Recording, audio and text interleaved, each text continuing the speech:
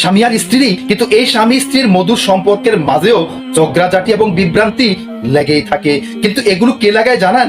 এগুলো লাগায় আমাদের প্রকাশ্য শত্রু বিতাড়িত শয়তান।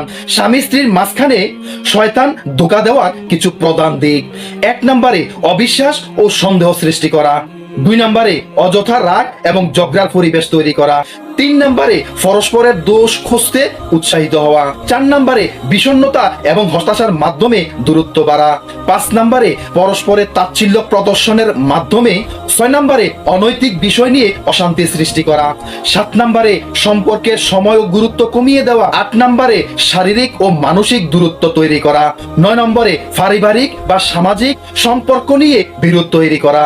সুতরাং এগুলো থেকে সতর্ক থাকুন এবং এগুলোকে এড়িয়ে স্বামী স্ত্রীর মধ্যে দাম্পত্য জীবনে ভালোবাসা প্রচুর বাড়িয়ে দিন এবং দাম্পত্য জীবনকে শক্তিশালী হিসেবে গঠন করুন।